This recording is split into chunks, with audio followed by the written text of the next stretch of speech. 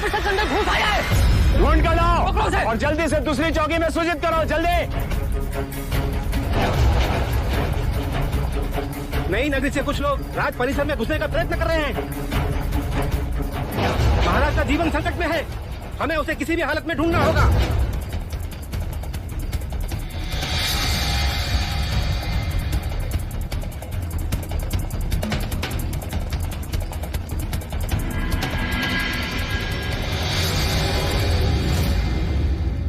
महाराज, नगरकोट की भित्ति फांदकर कोई शत्रु घुस आया है। कोई शत्रु नहीं, आप ही की प्रजा है महाराज।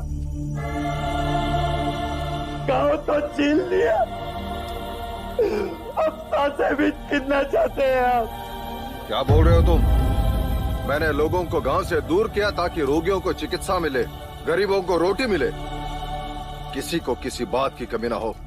जितना छीना है उससे अधिक देने का प्रयत्न किया मैंने। और सच्चाई तो ये है महाराज, वहाँ अन्न का एक दाना तक नहीं है, भूखा लोग मर रहे हैं वहाँ। अपने प्राणों पर खेल ये यात्रा सुनाने आया हूँ महाराज। किसी भी क्षण वहाँ मृत्यु।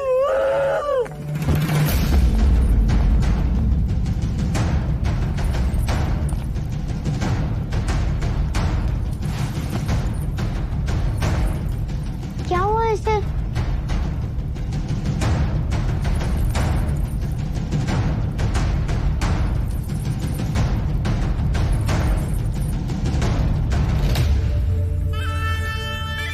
आंखें खोलो।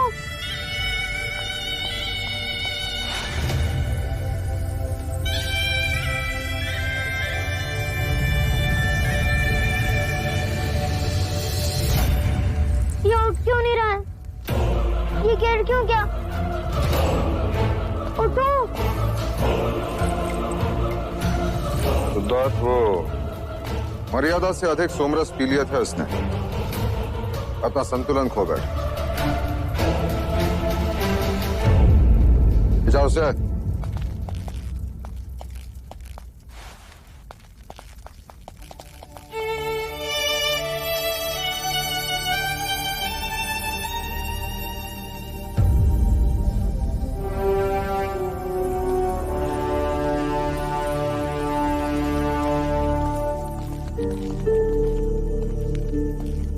माँ, ये सोमरस क्या होता है?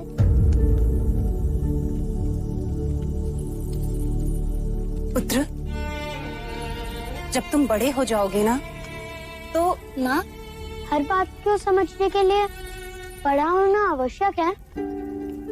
हर प्रश्न को आयु के अनुसार ही समझा जाता है। जब हर प्रश्न का उत्तर बड़े होने के पश्चात ही मिलना है, तो इस आयु में मुझे ये प्रश्न क्यों आते हैं माँ?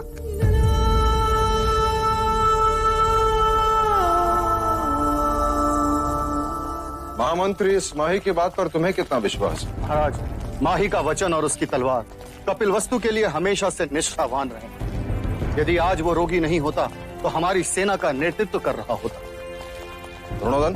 जी जी भाई महाराज। नई नगरी में अनाज पहुंचाने का दायित्व किसका? वैश्य गौरी गजानन का महाराज। ये वही वैश्य है जो उस दिन न्याय सभा में असत्य बोलते पकड़ा गया था? जी महाराज। कल उसे न्याय सभा में प्रस्तुत किया जाए। जो आज्ञा महाराज।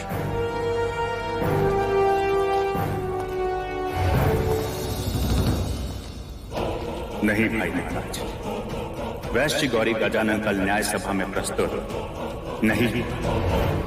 मुझे तो लगता है गौरी, जैसे ही तुम न्याय सभा पहुंचोगे बंदी बना लिए जाओगे। लेकिन क्यों? मुझे क्यों बंदी बनाएंगे? मेरे पास तो महाराज ही का आदेश है, जिसमें स्वयं उन्होंने नई नगरी में अनाज पहुंचाने पर रोक लगाई। कैसी मूर्खों जैसी बातें करते हो गौरी। अगर वो आदेश देते तो क्यों तुम पर क्रोधित होते, क्यों तुम्हें न्याय सभा में बुलाते? सोच गौरी सोच। मेरे भाई, मुझे तो कपट लगता है। एक बार बंदी बना लिए गए तो बस गए। तो मैं क्या करूं? मेरी बात मान तो भाग जा यहाँ से और ढूंढ उस सैनिक को जिसने महाराज का वो आदेश पत्र तुझे दिया था। सोच मत गौरी, भाग जा।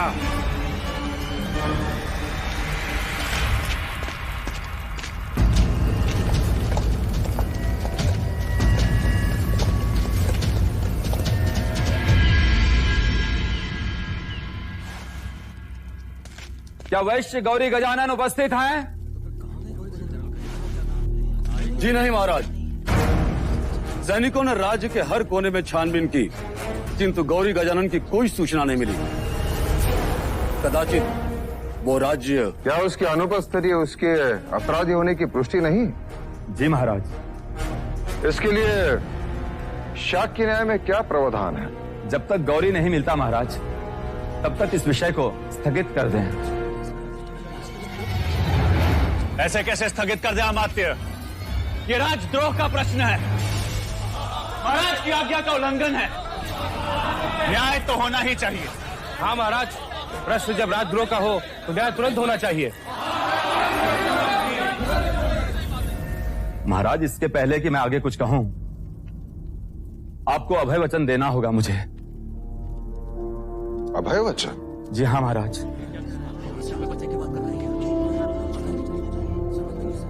मैं तुम्हें अभय वचन देता हूं अमात्य। महाराज, नई नगरी में अन्न पहुंचाना राज्य का उत्तरदायित्व था और इस कार्य के लिए गौरी को नियुक्त किया था। वो असफल रहा और कोई नहीं जानता कि इस समय वो कहां है। पहले भी गौरी इस न्याय सभा में अपराधी सिद्ध हो चुका है। न्याय सभा ये बात जानती है अमात्य। तो महाराज, अब उसके अपराध का उत्तरदायित्व उसी का बनता है जिसने गौरी का उत्तरदायित्व लिया है। क्षमा करें महाराज, पर न्याय शास्त्र यही कहता है।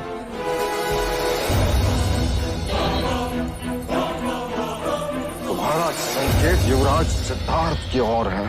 भाई महाराज, आप क्रोधित ना हो और इसे क्षमा कर दीजिए। भाई महाराज, कदाचित अमात्य ठीक कह रहा है। हमें इस न्याय को स्थगित कर देना चाहिए। नहीं द्रोणोदन, न्याय होगा, अवश्य होगा। परंतु भाई महाराज, युवराज सिद्धार्थ तो बालक हैं। वो कैसे गौरी के अपराध के उत्तरदायी हुए? उत्तरदायित्व लेने वाले को कल दंड गृह में प्रस्तुत किया जाए। न्याय वही होगा।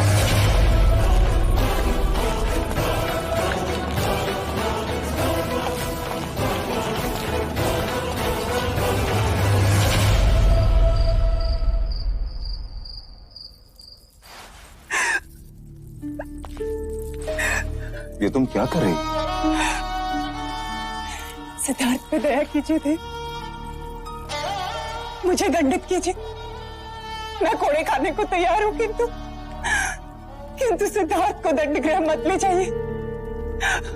जब न्याय सभा ले जाने से नहीं रोका, दंड गृह ले जाने से क्यों?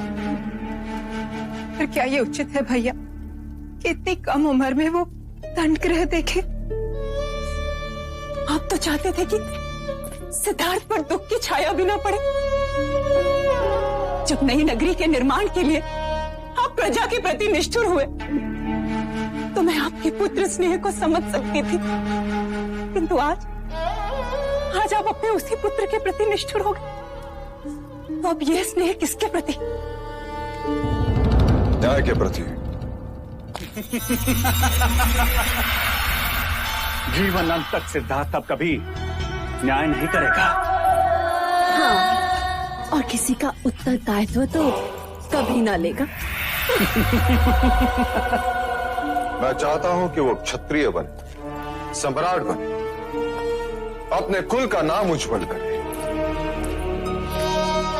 क्या राजा राम हमारे कुल के नहीं थे? क्या उनमें करुणा नहीं थी? क्या वह प्रजा वत्सल नहीं थे? क्या वह किसी सम्राट से कम थे? क्या वह क्षत्रिय नहीं थे? राम राज्य से बढ़कर और कोई उदाहरण है क्या देव? मैं पिता के साथ साथ एक राजा भी हूं। जब मैं न्यायासन पर बैठता हूं तो उतर जाइए ऐसे न्यायासन से। मैं मैं शाक्य कुल की ऐसी शासन प्रणाली को नहीं मानती जहां एक निर्दोष को उसकी करुणा के लिए दंड दिया जा रहा है। 8 वर्षों में सुख के अतिरिक्त कुछ नहीं देखा। 8 कोड़ों में 8 जन्मों का दुख देख लेगा आपका भतीजा। उसने न्याय सभा के समक्ष गौरी का उत्तरदायित्व लिया था। पर वो अभी बालक ही है भैया। आर्य आर्य आर्य आर्य आर्य ओ आर्य, पता नहीं अब महाराज क्या न्याय करेंगे। उस दिन पूरी सभा ने सिद्धार्थ के न्याय को माना। अब सभा के न्याय को उसे मानना ही होगा। ऐसा न्याय जो शाक्यों के इतिहास में कभी किसी राजा ने नहीं किया।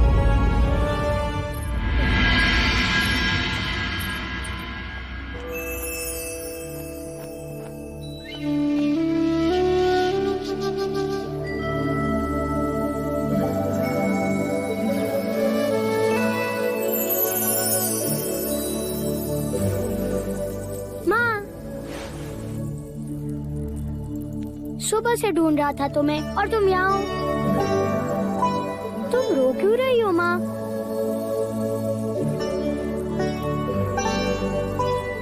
पिछली बार जब मैं गुरुकुल जा रहा था तब भी तुम रो रही थी। जब भी मैं कोई नई जगह जाता हूँ तब तुम रोने लग जाती हो। और लौशिका कह रही थी कि आज मैं दंडगृह जा रहा हूँ।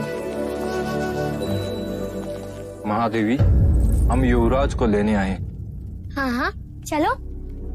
माँ मैं दंडगृह देख कर आता हूँ।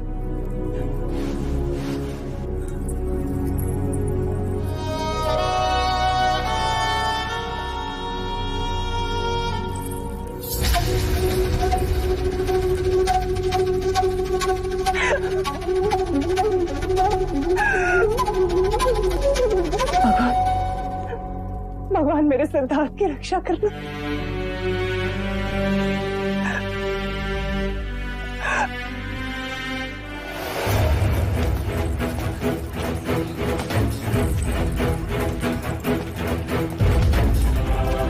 इतनी छोटी आयु और इतना बड़ा दंड।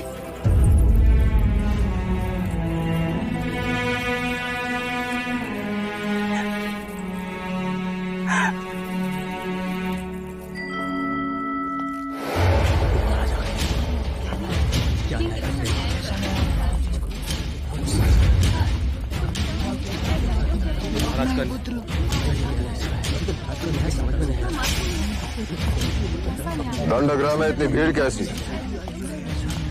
महाराज, ये भीड़ न्याय की विनती के लिए है। कृपा कर आप अपने न्याय को स्थगित करते महाराज। हाँ भाई महाराज, मैं आकाश पाताल लेकर उस वैश्य गौरी को ढूंढ निकालूंगा। उत्तरदायित्व लेने वाले को उपस्थित किया जाए।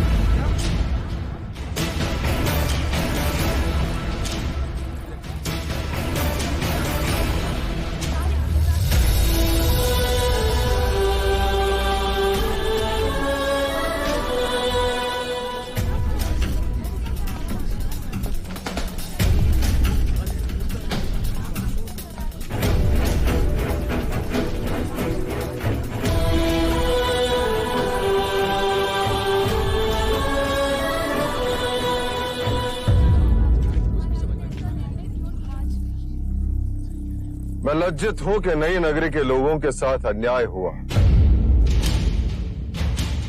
अन्न पहुंचाना राजा का कर्तव्य है और ये दायित्व मैंने गौरी को दिया था। उसने दोबारा अपराध किया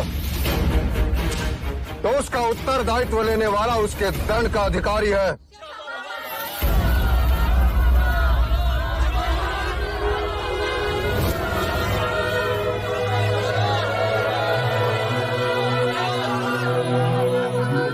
क्षमा कीजिए महाराज, न्याय सभा में आपने एक राजा बनकर सोचा, अब एक पिता बनकर सोचिए। उत्तरदायी दंड भुगतने के लिए सक्षम नहीं, इसलिए उसका दंड उसके पिता को दिया जाता है।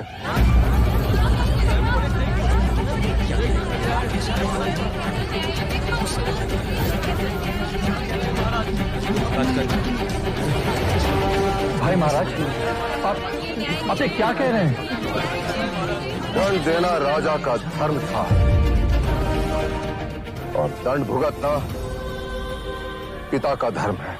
परंतु महाराज, इसका युवराज सिद्धार्थ पर क्या असर पड़ेगा? मेरे पुत्र को यह ज्ञात हो जाएगा कि बिना सोचे समझे झूठे मनुष्य का उत्तरदायित्व लेना भी अपराध है। करुणा से राज्य नहीं चलते। महाराज,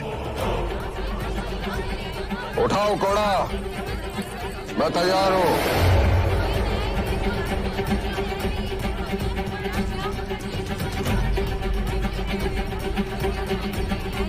घोड़ा उठाओ, अन्यथा तुम्हें भी दंडित किया जाएगा।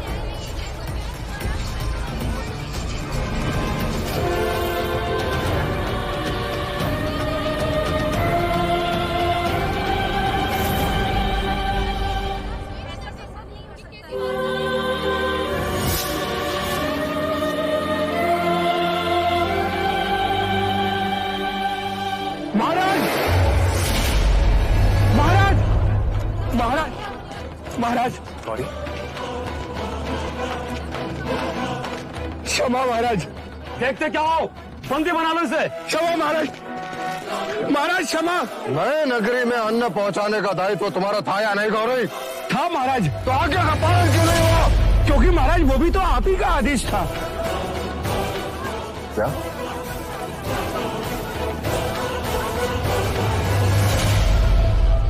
मेरा आदेश? हाँ महाराज, ये देखिए, ये रहा आदेश पत्र।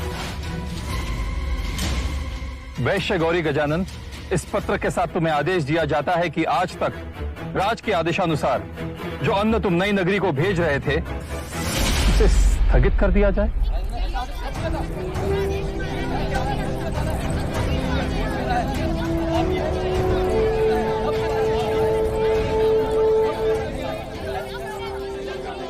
ये पत्र खोटा है। मैंने ऐसे कोई आदेश नहीं दिया।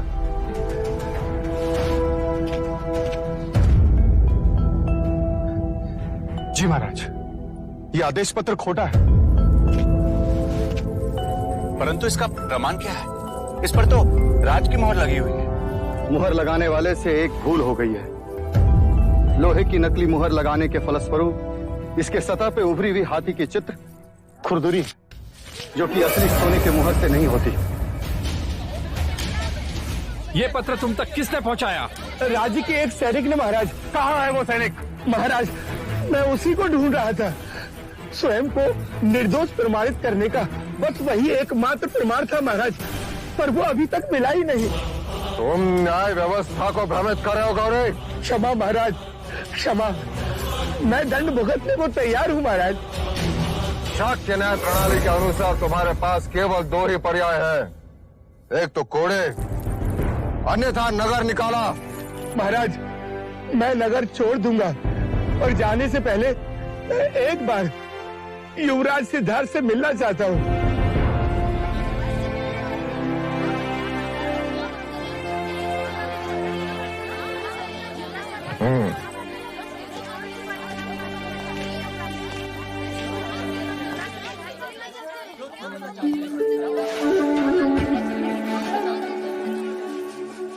आपने मुझे सत्य के मार्ग पर चलना सिखाया। आपका विश्वास बना रहे, इसलिए मैंने किसी भी तरह का लालच न करके कोई भी छल कपट नहीं किया। सत्य स्वयं प्रकाशित होता है। आज नहीं तो कल अपराधी अवश्य दंड पाएगा।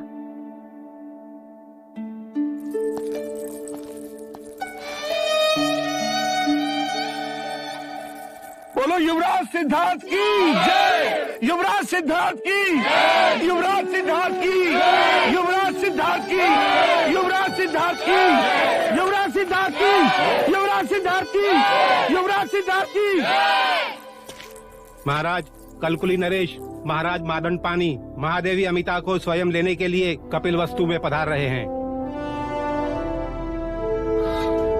कोलिया नरेश महाराज दंड पानी पधार रहे हैं। प्रजापति, लगता है वो आ गए। तुम देखना उनके स्वागत में कोई त्रुटि न रहे। अमिता दीदी, आप निश्चिंत रहें।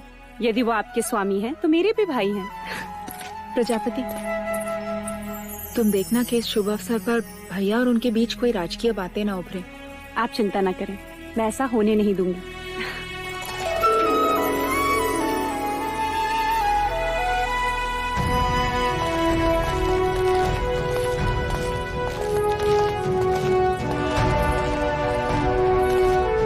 कपिल वस्तु में कोलिया नरेश महाराज दंड पानी के आगमन से हमारा अभिमान और बढ़ गया है। स्वागत है आपका। कदाचित आप संबंध भूल रहे हैं महाराज। कोलिया नरेश इस घर के जमाई हैं। और एक जमाई ससुराल स्वागत का अवसर कैसे जाने दे सकता है?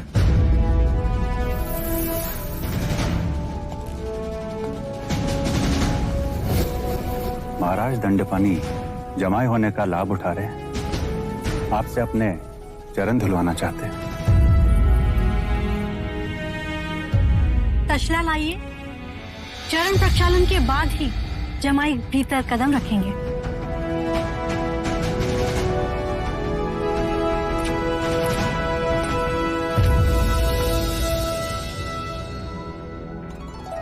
चरण तसले में रखिए भैया। ये तुम क्या कर रही हो प्रजा? मैं कपिल वस्तु के महाराज की अर्धांगिनी हूँ, अर्थात ये धर्म मेरा भी उतना ही हुआ। और आप मेरे बड़े भैया, तो ये दोहरा अवसर मैं कैसे छोड़ दूं? चरण तसले में रखिए। नहीं प्रजापति, तुम भली भांति जानती हो कि कोलिये पुत्रियों और भगिनियों से चरण स्पर्श नहीं कराते। रहने दो।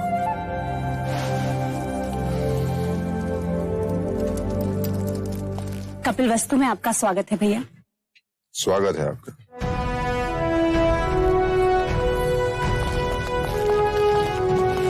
जैसे समाज को सही मार्गदर्शन देना ब्राह्मण का कर्तव्य है, वैसे ही समाज की रक्षा करना क्षत्रिय का कर्तव्य है। और क्षत्रिय बिना शस्त्र के अधूरा है। शस्त्र हमें सुरक्षा प्रदान करते हैं और इन शस्त्रों का ज्ञान देने आए हैं राजा मितुदन।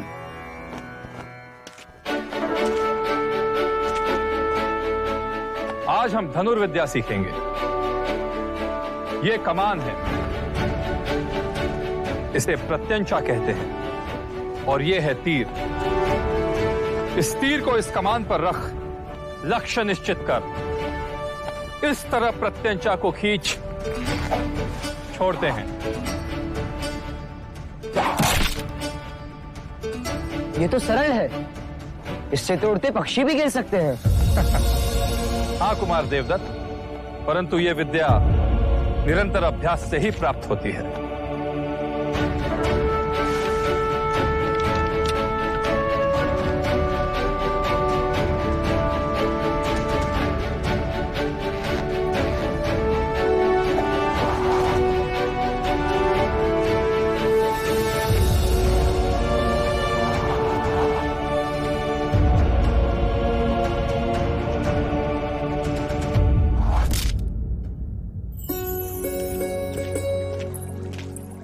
देवदत्त की तरह शस्त्रों का अभ्यास क्यों नहीं करते? मुझे शस्त्र अच्छे नहीं लगते। और अश्व? मुझे सारे प्राणी बहुत अच्छे लगते हैं। अरे वाह, कितने सुंदर पुष्प है ये। तुम इतने सारे पुष्प का क्या करोगी? मैं इन्हें देवता ले जाऊंगी। हमारे यहाँ ऐसे सुंदर पुष्प नहीं होते।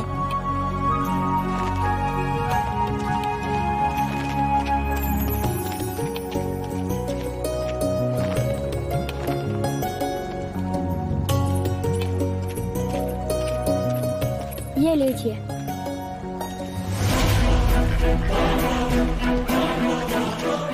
ये तो घायल है।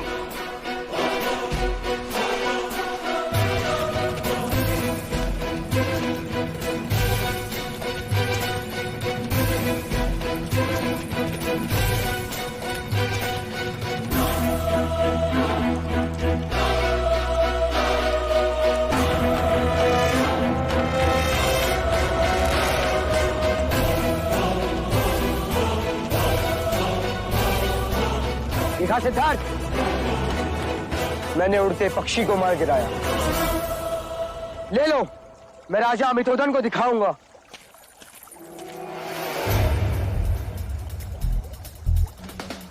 सुना नहीं तुमने? ये मेरा आखेट है।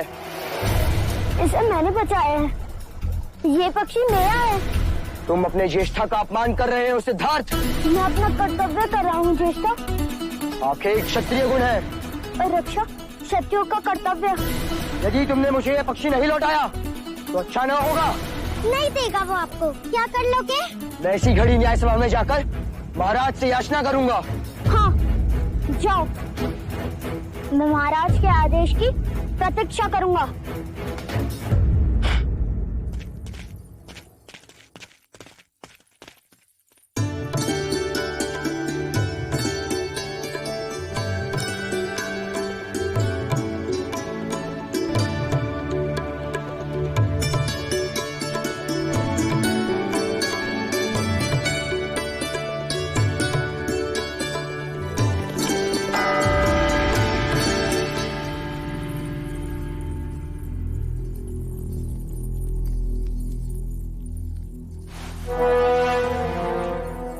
द्रोणोदन, ये न्याय घंट किसने बजाया? मैंने महाराज। महाराज मुझे न्याय चाहिए।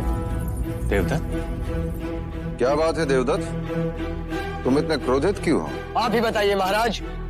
मैंने तीर चलाया, एक पक्षी का आखेट किया, तो उस पर किसका अधिकार हुआ? ये तो उजाले में परछाई जैसी सरल बात हुई। जिसका तीर आखेट उसी का। महाराज, आखेट मैंने किया, पर युवराज सिद्धार्थ ने वो पक्षी मुझसे छीन लिया। मुझे अपना अधिकार चाहिए।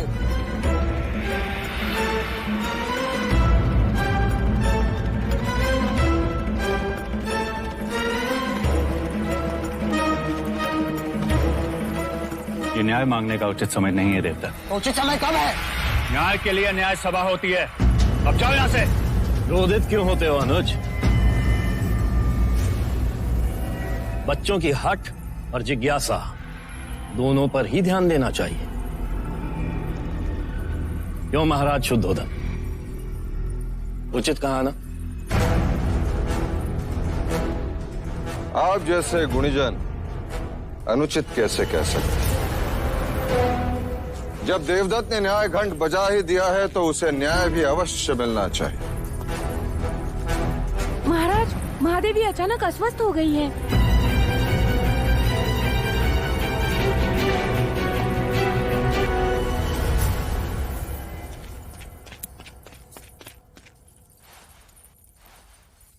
क्या हुआ माँ?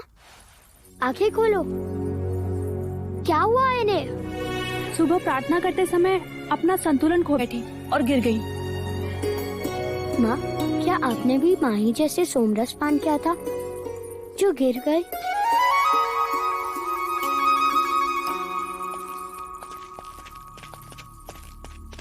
क्या हुआ प्रजा?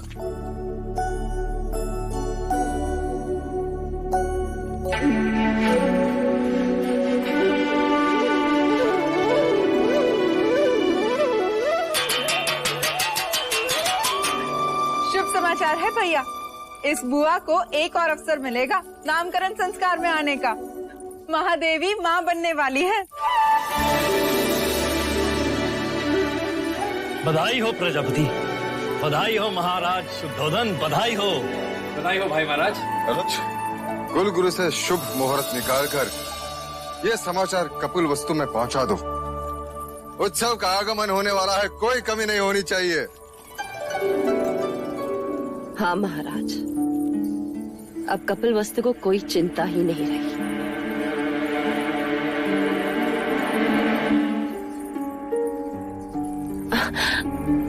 अब यदि असित मुनि की वाणी सत्य भी होती तो भी राजे को भयभीत होने की कोई बात ही नहीं। नया उत्तराधिकारी जो आने वाला है, क्यों महादेवी, है ना?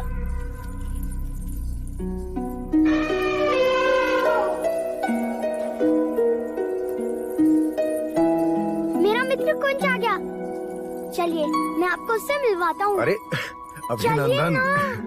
अरे चलिए। वैसे सत्य कहा है आपने, सिद्धार्थ को एक और भाई मिल जाएगा लड़ने के लिए। लड़ने के लिए? ये कैसी अशुभ बातें कर रहे हैं आप भी? जो देख कर आ रहा हूं वही कह रहा हूं अमिता। कुमार देवदत्त ने आज ही युवराज के विरुद्ध न्याय याचना की है। याचना? हाँ, और कल भरी सभा में उस पर सुनवाई भी होगी।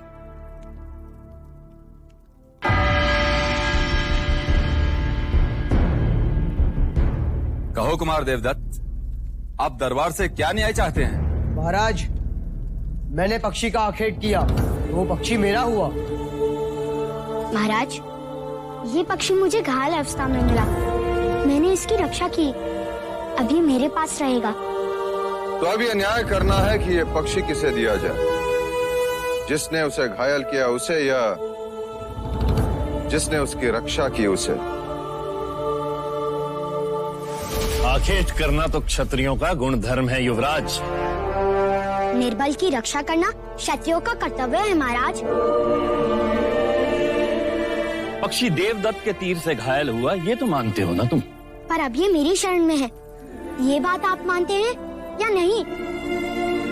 मुझे तुम्हारी क्षत्रियता पे संदेह है। और मुझे तुम्हारी मनुष्यता पर। घायल करने से पीड़ा होती है, चित्कार उठता है, पर रक्षा करने से स्नेह बढ़ता है। जगत में स्नेह बढ़ना चाहिए या पीड़ा? जिस तरह हर बादल से पानी नहीं बरसता, जिस तरह हर वर्ष खेत में एक सा अनाज नहीं उगता, जिस तरह मनुष्य की पांचों उंगलियां एक सी नहीं होती, उसी तरह आखेट भी हर क्षत्रिय का गुण धर्म नहीं हो सकता। सच्चा क्षत्रिय रक्षक होता है, ऐसा आचार्य कहते हैं। धर्म रक्षा क्षत्रिय धर्म, जीव रक्षा परमो धर्म। अब आप ही न्याय कीजिए। दांत भी मेरे और होड़ भी मेरे। कुलगुरु वाचस्पति, कृपा करके आप ही न्याय करें।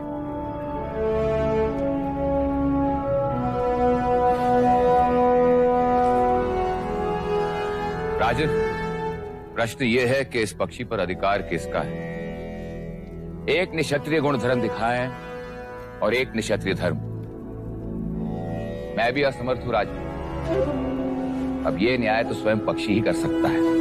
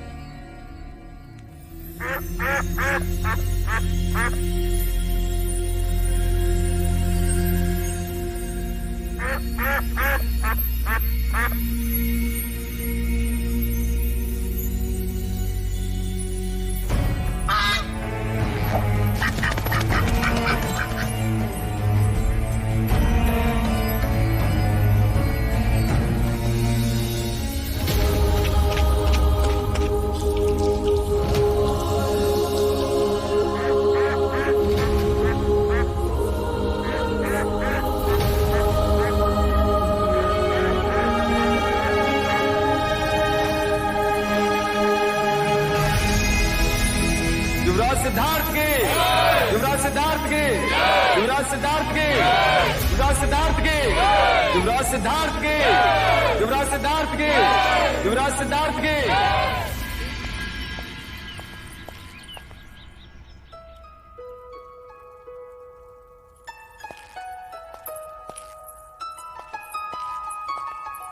ये सब क्या है प्रजापति? मायके से जा रही हो अमिता दीदी, इतना प्रेम तो साथ जाएगा ही जाएगा। मैं तो कहती हूँ इस बार तुम भी हमारे साथ देवदा चली चलो, वर्षों से तुम नहीं आई हो वहाँ। बस एक बार युवराज बड़े हो जाए, फिर निश्चिंत होकर आ जा सकूंगी। इतने सारे केले देवदा तक जाएगा ये? इसे भूख लगे और रास्ते में कुछ ना मिले तो? मित्र होने के नाते मेरा भी तो कर्तव्य है कि मैं इसका ध्यान रखूं। मैं भी तो तुम्हारी मित्र हूँ, तुम मेरे लिए कुछ नहीं लाए? वाह, इतने सारे पुष्प, ये तुम लाए? नहीं, मैं लाया हूँ। देवदत्त तुम? हाँ, तुम्हें ये पुष्प बहुत पसंद है ना? हाँ, बहुत। वैसे अब पता नहीं फिर कब मिलना हो। बहुत जल्द। ये बुआ नामकरण के समय तो आएगी ही। और कह देती हूँ, आने वाले युवराज का नाम ये बुआ अपने पसंद से ही रखेगी। यशोधरा, सिद्धार्थ कहाँ है? पता नहीं, मैं भी उससे ही ढूंढ रही हूँ। सिद्धार्थ, सिद्धार्थ! ये देखो, कुंज ने देख लिया सिद्धार्थ को। कहाँ थे तुम? तुम्हारे लिए भेंट लाने गया था। कहाँ है? दो।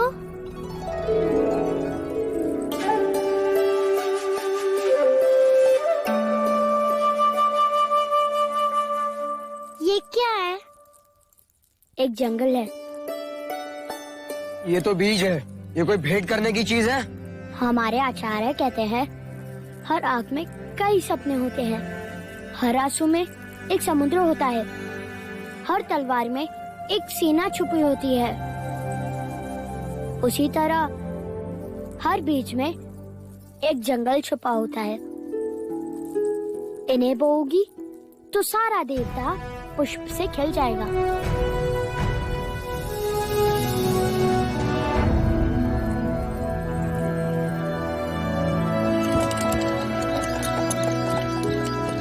तुम्हारी याद आएगी।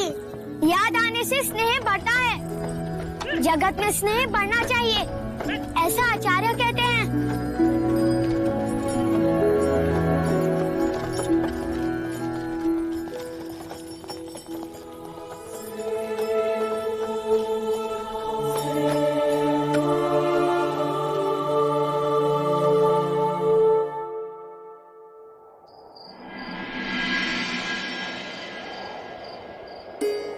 महादेवी, आपकी औषधि का समय हो गया है। लौशिका, औषधि बाद में, पहले तू तेल लगा। ठीक है।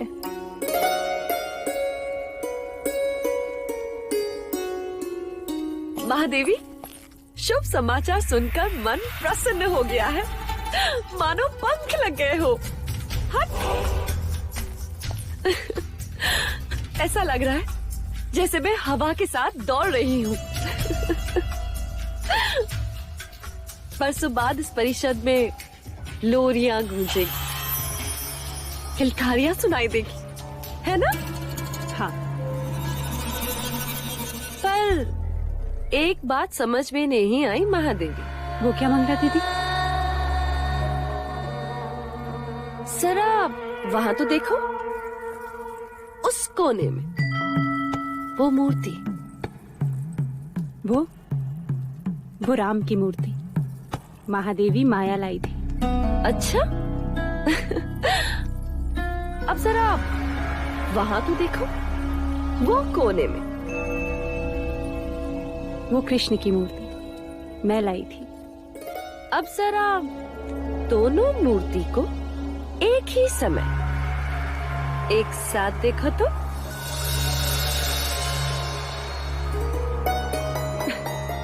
ये क्या ठिठोली है मंगला दीदी? ठिठोली नहीं है महादेवी, सत्य है। अब ये सोचो, एक कोने में सिद्धार्थ खड़े और दूसरे कोने में आपकी होने वाली संतान। तो दोनों का ध्यान एक साथ कैसे रख पाओगी महादेवी?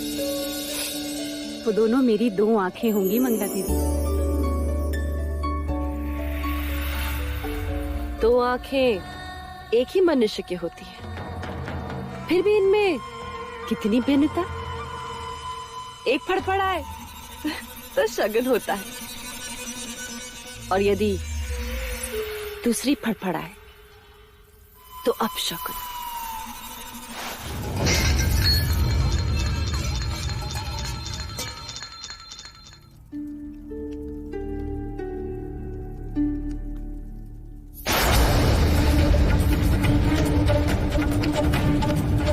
सिद्धार्थ को देखोगे तो अपनी संतान के साथ अन्याय करोगे,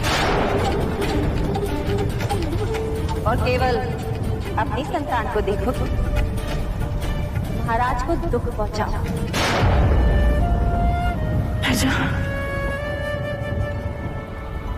मुझे वचन दे कि तू मेरे सिद्धार्थ को उसकी सगी मां बनकर पालेगी। सिद्धार्थ को एक और भाई मिल जाएगा लड़ने के लिए। ये संतान हर शब्द आपके आगे प्रश्न बनकर खड़ी रहेगी महादेव। मुझे वचन दे कि तुम मेरे सिद्धार्थ के सारे इच्छाएं पूरी करेंगी।